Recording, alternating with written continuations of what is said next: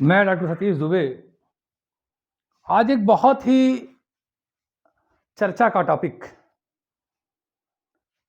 राजनीतिक स्तर पे या बातचीत के स्तर पे एक बहुत ही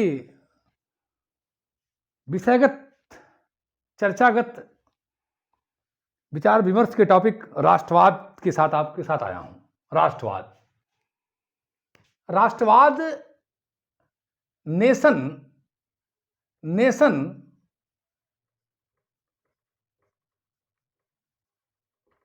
NATION नेशन लैटिन के नेसियो से आया है। NATIO नेसियो जिसका अर्थ होता है जाति या जन्म।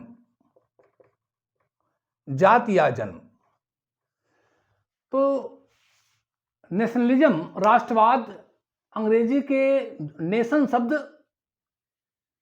जो लैटिन के नेसियो से आया है जिसका अर्थ है जाति या जन्म।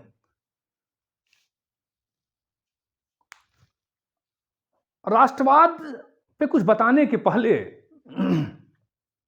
मैं चाह रहा हूं कि पहले ये बता दूं कि राष्ट्रीयता राष्ट्र क्या है। क्योंकि किसी बिल्डिंग का तीसरा फ्लोर बताने से पहले बढ़िया है कि पहले फर्स्ट और सेकंड फ्लोर को बता दिया जाए, ग्राउंड फ्लोर बता दिया जाए, ज़्यादा अच्छा रहेगा। तो मैं चाह रहा हूं कि पहले चर्चा कर दूं कि राष्ट्र क्या है, राष्ट्रीयता क्या है, फिर आपको बताऊं राष्ट्रवाद क्या है, तो थोड़ा बढ़िया हो जाएगा और बढ़िया हो जाएगा। तो सबसे पहले शुरू करते हैं राष्ट्रीयता। राष्ट्रीयता क्या है?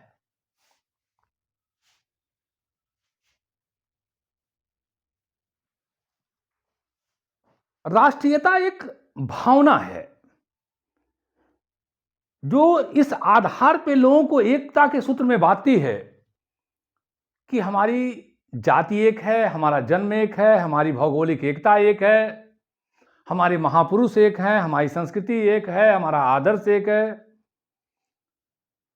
हमारी समान अधीनता है, यानी किसी शक्ति ने हमको समान रूप से अधीन किया हुआ है। भाषा, धर्म, भौगोलिक एकता, इतिहास, परंपरा, रीति रिवाज, इन सभी में से किसी आधार पर हम जब मानसिक स्तर पर, ध्यान दीजिएगा बहुत ज्यादा, मानसिक स्तर पर, मेंटल लेवल पर, चेतना के लेवल पर, विचार के लेवल पर एकता के भाव पैदा होता है तो राष्ट्रीयता है। इस आधार पर हम अंतःकरण से मानसिक स्तर पे, चेतना के स्तर पर, विचार के स्तर पर एक दूसरे के साथ जुड़ते हैं कि हमारी भाषा एक है, हमारा धर्म एक है, हमारे रीति रिवाज एक हैं, हमारी परंपरा एक है, हमारी भौगोलिक एकता एक है, हमारी संस्कृति एक है। इसमें से कोई भी आधार हो सकता है। समान अधीनता है, हमको किसी एक शक्ति ने गुलाम बनाया हुआ है। ऐसे कोई भी एक आधार, एक से अधिक आधार जो भी हो जाए, अगर मन में हमें एकता के सूत्र का यह भाव पैदा हुआ, हम मानसिक रूप से एक सूत्र में आए, तो यह राष्ट्रीयता है। तो राष्ट्रीयता एक मानसिक स्थिति है, मानसिक स्वरूप है, मन की भावना है, मानसिक तत्व है, मन स्थिति है जो हमें इस आधार पर एकता के सूत्र में बांधती है कि हमारी जाति एक है, हमारा धर्म एक है, हमारा रीति रिवाज एक है, हमारी परंपरा एक है, हमारी समान अधीनता है, हमारा दुख एक है। अधीनता का मतलब हमारी जो बेबसी है, पीड़ा है, वो एक तरह की है। थोड़ा और हम विस्तार कर दें, हमारी भौगोलिक एकता है, हमारे आदर्श एक है, हमारे महापुरुष एक है, हमारी परंपराएं एक है, हमारी रीति रिवाज एक है, हमारा रेस एक है, रेस जातीयता। इस आधार पे जो हम मानसिक रूप से एकता के सूत्र में बंधते हैं, मन में जो हमारे एकता के विचार आते हैं, ये राष्ट्रीयता है। और ये राष्ट्रीयता के भाव जब हमको एक राजनीतिक इकाई में एक साथ कर देते हैं, एक राजनीतिक इकाई में, एक राजनीतिक परिवेश में हमको एक साथ कर देते हैं, एक राजनीतिक सूत्र में हमको एक साथ बांध देते हैं, एक राजनीतिक एकता कर देते हैं, तो वो राष्ट्र हो जाता है। यानी राष्ट्र पहले तो मन में विचार आया कि हम हमारी एकता के कि हम एक हैं, हमारी संस्कृति एक है, हमारी चेतना एक है, हमारे रीति रिवाज, हमारी परंपरा, हमारे समान अधीनता, हमारा नस्ल, हमारे महापुरुष, हमारे आदर्श, इसमें से कोई भाव मन में आ गया। एक से अधिक भाव आ जाए कोई बात नहीं है, और हम उस भाव के नाते एकता के सूत्र में मानसिक स्तर पर, मैंने बार बार ध्यान दीजिएगा, अभी स्थूल रूप की आवश्यकता नहीं है, अभी मानसिक जगत में हम एकता के भाव में आ गए, ये राष्ट्रीयता है। और इसी राष्ट्रीयता के भाव में हमने अपना एक भौगोलिक मानसिक जगत में एक राजनीतिक इकाई बना लिया। मानसिक जगत की बात मैं कर रहा हूं, स्थूल रूप में आने की जरूरत नहीं है। तो राष्ट्र हो गया, हम एक भौगोलिक इकाई में अपने आप को बांध लेते हैं, तो ये राष्ट्र हो गया। और जब वही भावना व्यक्त हो जाती है, वही भावना बाहर निकल के आ जाती है, वही भावना शक्ति संघर्ष से अपने आप को जोड़ लेती है, वही भावना का प्रकटीकरण हो जाता है, तो राष्ट्रवाद है। मैंने बहुत आसान शब्दों में आप अपने विद्यार्थियों को समझाने का प्रयास किया है। राष्ट्रीयता की अगली कड़ी राष्ट्र और अगला कड़ी राष्ट्रवाद, यानी राष्ट्रवाद से एक कदम पहले है राष्ट्र और एक कदम पहले की सीढ़ी है राष्ट्रीयता। तो फर्स्ट राष्ट्रीयता, nationality, then nation, then nationalism. राष्ट्रीयता, राष्ट्र, राष्ट्रवाद। अब तो बात क्लियर हो गई कि राष्ट्रीयता, राष्ट्र, राष्ट्रवाद। एक बार और दोहरा दूं, कहिए तो, कि जब लोग एक दूसरे से इस नाते एकता के सूत्र में बच जाते हैं कि हमारी परंपरा एक है, हमारी रीति रिवाज एक है, हमारी भौगोलिक एकता एक है, हमारी जाति एक है, हमारी संस्कृति एक है, हमारे महापुरुष एक हैं, हमारे आदर्श एक हैं। अगर इसमें से कोई भी आधार, एक आधार या एक से अधिक आधार में हम एकता के सूत्र में मानसिक रूप से, मैं बार बार कह रहा हूं, अभी हमको स्थूल रूप में आने की जरूरत नहीं है, अभी हमको प्रकट रूप में आने की जरूरत नहीं है, केवल मानसिक जगत में हम एकता के सूत्र में आ जाते हैं, एक अपने आप को महसूस करते हैं, हमारी एक दूसरे से जुड़ाव हो जाता है, ये राष्ट्रीयता है। और इस आधार पे हम अपने आप को एक राजनीतिक इकाई में अपने आप को इकट्ठा कर लेते हैं, राजनीतिक इकाई में जोड़ लेते हैं, वो भी मानसिक स्तर पे, अभी स्थूल रूप में आने की जरूरत नहीं है, केवल मानसिक स्तर पर, तो राष्ट्र हो जाता है कि हमारी एक राजनीतिक इकाई है, इस राजनीतिक इकाई हमारी अपनी है। और जब वही हमारा भाव मन का प्रकट हो जाता है, मन के भाव बाहर निकल गए, मन के विचार बाहर निकल गए, तो राष्ट्रवाद हो जाता है। राष्ट्रवाद राष्ट्रीयता की भावात्मक प्रकटीकरण है, विचारों का बाहर आना है, उसका बाहर निकल जाना है। जब वो बताती है कि हमारा राष्ट्र के प्रति लगाव है, एक हमारा इस राष्ट्रीय एकता हम अपने आप को जोड़े हुए हैं, हमारी भावना निकल के बाहर आ गई, तो ये राष्ट्रवाद है। तो अब तो बात क्लियर हो गई कि राष्ट्रीयता, राष्ट्र, राष्ट्रवाद। एक चीज और थोड़ा क्लियर कर दूं यहीं पे, बाद में क्लियर करने की जरूरत नहीं होगी, कि राज्य क्या है। क्या राज्य और राष्ट्र एक ही है? थोड़ा क्लियर कर दूं। तो ये भी बहुत क्लियर कर दूं कि मैंने एक पिछले वीडियो में बताया था कि राज्य क्या है। राज्य में 4 चीजें हैं: जनसंख्या, निश्चित भूभाग, सरकार और संप्रभुता।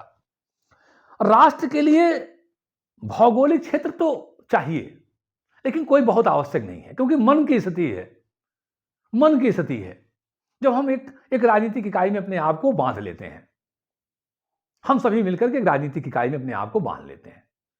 तो राज्य एक वैधानिक व्यवस्था है, राष्ट्र एक मानसिक स्थिति है, राज्य के 4 तत्व आवश्यक हैं, राष्ट्र के कोई आवश्यक तत्व नहीं है। हम महसूस तो करते हैं कि हम क्षेत्र हमारे पास हो, जनसंख्या तो रहेगी ही रहेगी, भाई हम कुछ लोग हैं तभी तो एकता के महसूस कर रहे हैं। सरकार का भी होना, राज्य के 4 तत्व: जनसंख्या, निश्चित भूभाग, सरकार और संप्रभुता। मैंने पिछले वीडियो में बहुत इत्मीनान से बताए हैं। तो जनसंख्या तो रहेगी तभी तो हम एक साथ जुड़ रहे हैं। एक सरकार का होना राष्ट्र के लिए कोई आवश्यक नहीं है, संप्रभुता का भी कोई आवश्यक नहीं है, क्षेत्र है तो ठीक है, नहीं कोई बात नहीं, एक मानसिक स्थिति है। राज्य एक प्रकटीकरण है, बाह्य स्वरूप है, हमको एकदम वैधानिक चीजें हैं कि ये चीजें होंगी, जबकि राष्ट्र एक मानसिक स्थिति है, उसके लिए कोई वैधानिक स्वरूप की आवश्यकता नहीं है, मानसिक स्थिति है, क्षेत्र का भी होना कोई आवश्यक नहीं है, संप्रभुता का भी उसमें होना कोई आवश्यक नहीं है। तो राज्य और राष्ट्र में बहुत सारे अंतर हैं। राज्य और राष्ट्र में बहुत सारे अंतर हैं।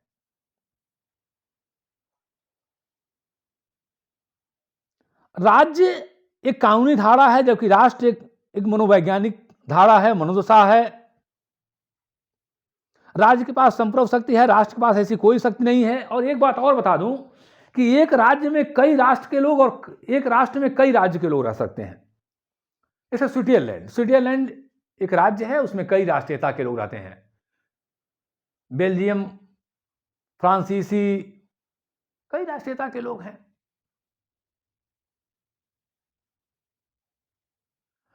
जबकि एक राष्ट्रीयता के लोग कई राज्य में हो सकते हैं, कई राज्य में हो सकते हैं। फ्रांसीसी राष्ट्रीयता के लोग कई राज्य में हैं।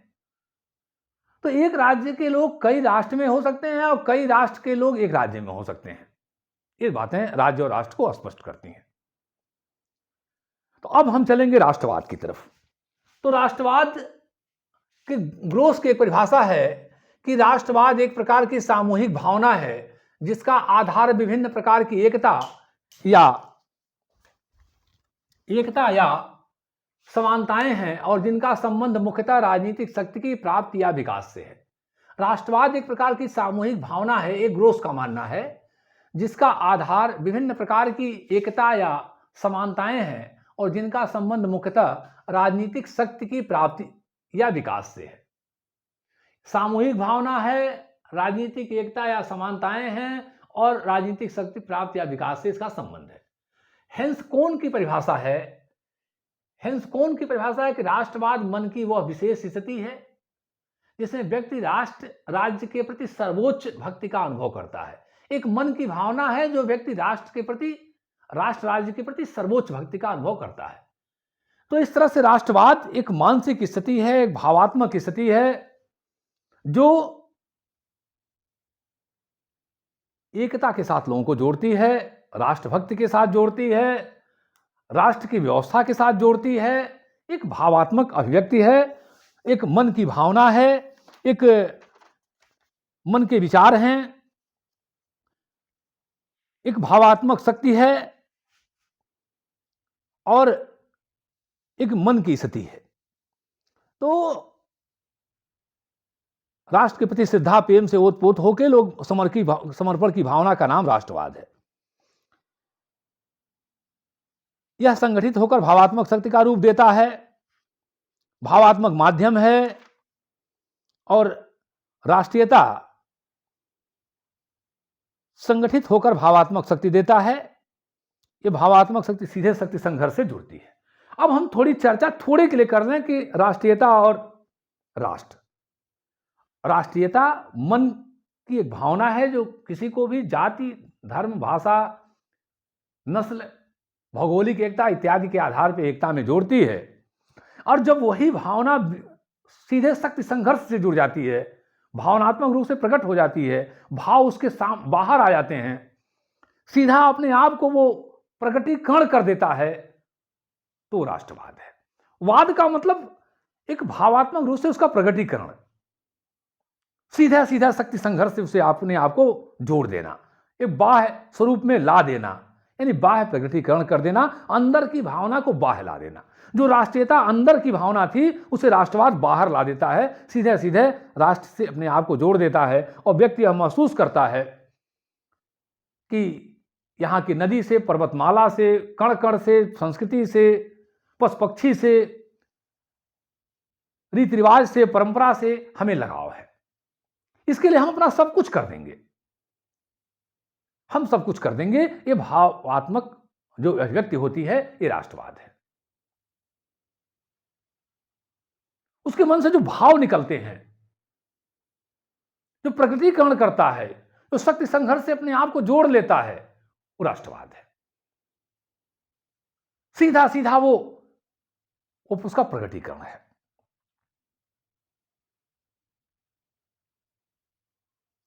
तो ये जो भाव बाहर निकल के आए, ये राष्ट्रवाद है। सीधा सीधा जो वो भक्ति से ओतप्रोत हो जाता है और फिर अपने आप का अपना सब कुछ समर्पण करने की भावना रख लेता है।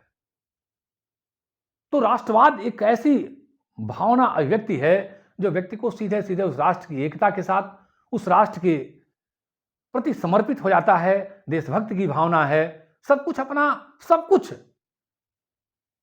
एक गाना कि मैं सब कुछ लुटा दूंगा तेरी चाहत में। ये जो राष्ट्र के प्रति सब कुछ लुटा देने की भावना है, समर्पण की भावना है, अपने आप को उसके एकता के साथ अपने आप को एकदम जोड़ देना है, चाहे वो उसके भौगोलिक एकता की बात हो, उसके सांस्कृतिक तत्व हो, चाहे उसका जो भी उसका तत्व हो, ये राष्ट्रवाद है। राष्ट्रवाद सीधे सीधे भावात्मकता को बाहर लाता है, भावनात्मक अपील है जो शक्ति संघर्ष से सीधे जोड़ देता है, प्रकटीकरण कर देता है। तो मैं समझता हूं कि अब राष्ट्रवाद आपके समझ में आ गई होगी बात। अब हम चलते हैं कि राष्ट्रीयता या राष्ट्रवाद के निर्णायक तत्व क्या क्या चीजें इनका निर्णय करती हैं, क्या क्या फैक्टर्स हैं इनको डिसाइड करने के, नेशनलिज्म या नेशनलिटी के। पहला है भौगोलिक एकता। भौगोलिक, जब लोग यह महसूस करते हैं कि ये हमारी यह भूगोल मेरा है, ये क्षेत्र मेरा है, इस भाव के आते उनके अंदर एकता के सूत्र में बंधते हैं।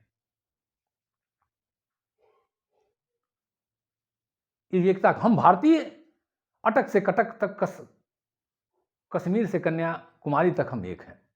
ये भौगोलिक एकता जो है हमको जोड़ती है, सीमेंट की तरह काम करती है, एक बहुत बड़ा कारण है राष्ट्रीयता का, राष्ट्रवाद का।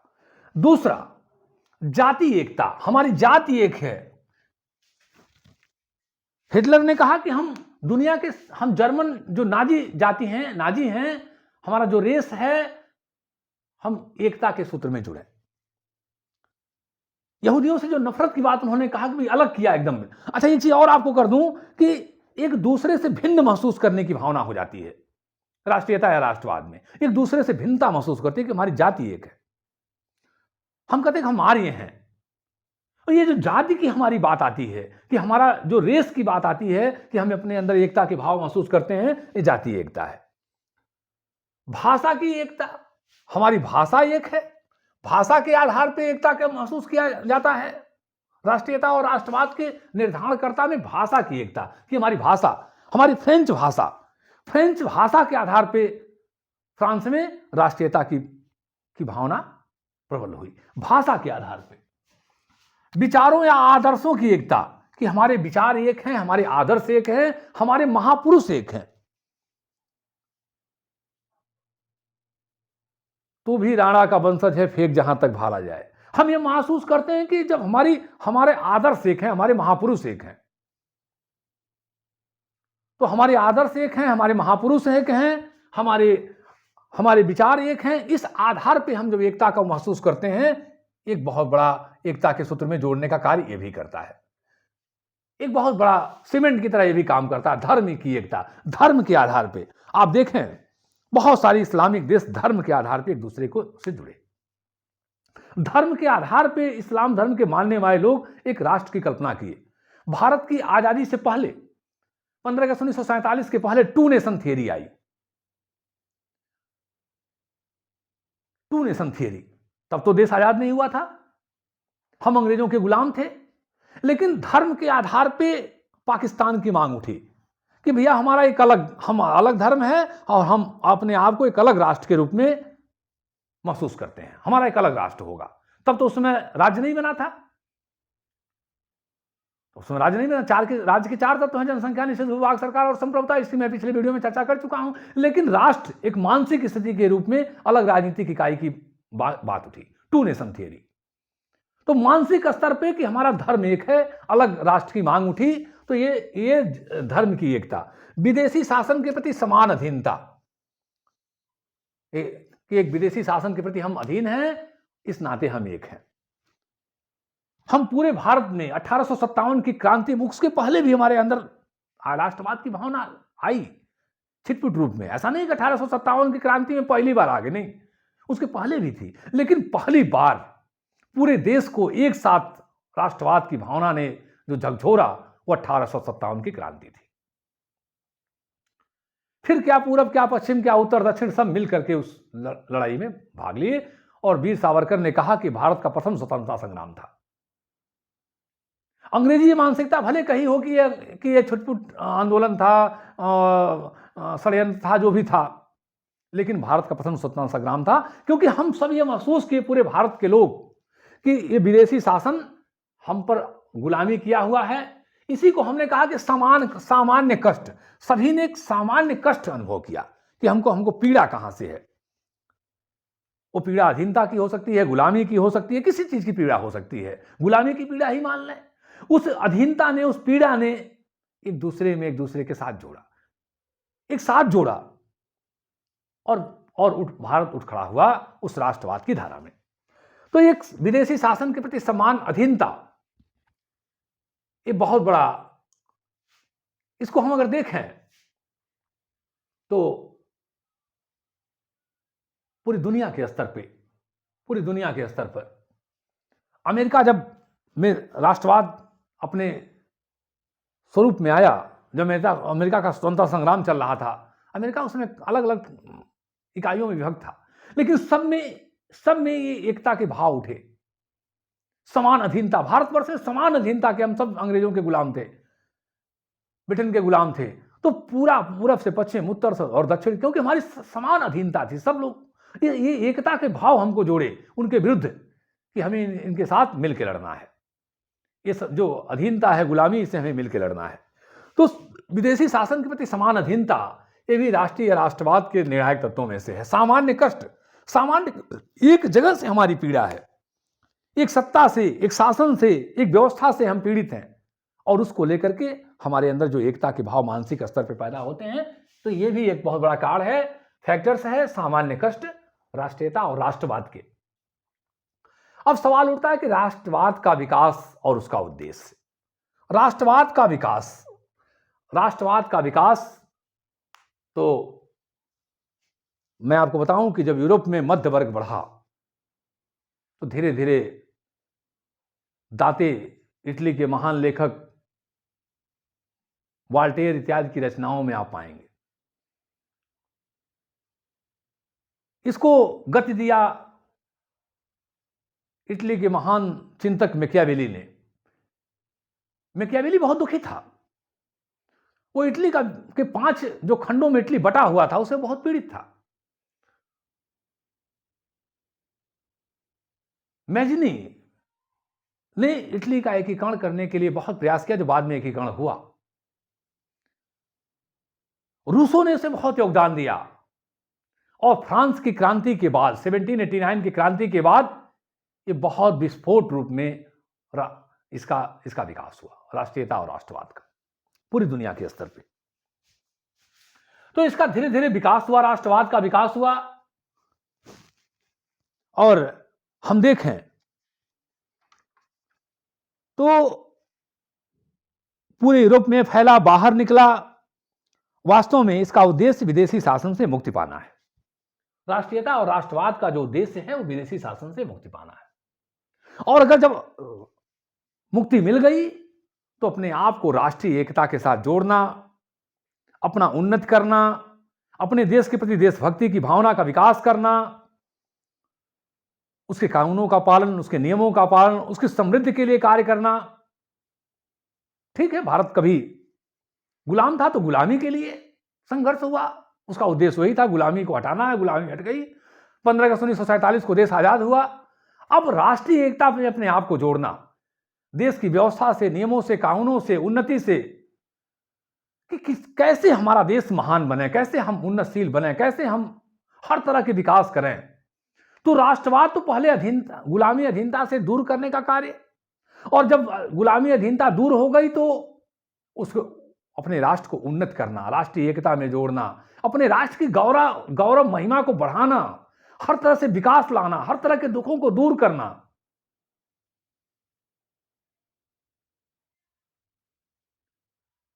राष्ट्रवाद का, राष्ट्रीयता का उद्देश्य।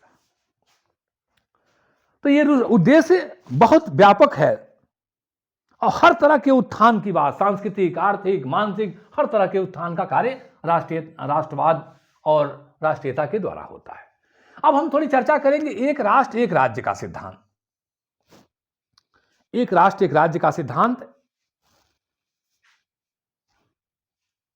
का विचार धीरे धीरे आया और वास्तव में इसका जो स्वरूप आया वो अमेरिका के स्वतंत्रता घोषणा पत्र से आया और भी कई जगहों पर इसकी मांग उठी। विधिवत रूप में अगर देखा जाए तो अमेरिका के पूर्व राष्ट्रपति विल्सन साहब, वुडरो विल्सन ने प्रथम विश्व युद्ध के बाद इस बात को बड़ी मजबूती से रखा अपने 14 सूत्री कार्यक्रम में कि एक राष्ट्र एक राज्य, कि राष्ट्रीयता के आधार पर हर राज्य को स्वतंत्र किया जाए, कोई किसी का अधीनता नहीं रहेगा, कोई किसी की गुलामी नहीं करेगा। इस साम्राज्यवाद की भावना है इसे हटाई जाए और इसी आधार पर राष्ट्रसंघ की स्थापना किया। और उनका मानना था कि प्रत्येक राष्ट्रीयता के आधार पर राज्यों को स्वतंत्रता मिले, एक राष्ट्र एक राज्य का सिद्धांत बने। इस सिद्धांत के समर्थक कहते हैं कि भाई एक राष्ट्र की जो एकता वो महसूस कर रहे हैं, भौगोलिक आधार पे, सांस्कृतिक आधार पे, जातीय आधार पे, किसी आधार पे जो एकता महसूस कर रहे हैं, उनको एक अलग राष्ट्र देश के रूप में, राज्य के रूप में स्थापित कर दिया जाए। कोई किसी के ऊपर गुलामी ना रखे, कोई किसी के ऊपर दबाव ना डाले, कोई किसी के ऊपर अधीनता ना करे। प्रत्येक राज्य को स्वतंत्र होने का पूरा अधिकार है। इससे एक दूसरे को गुलाम रखने की, अधीनस्थ बनाने की समस्या दूर हो जाएगी। वास्तव में सिद्धांत लोकतंत्र के अनुरूप है।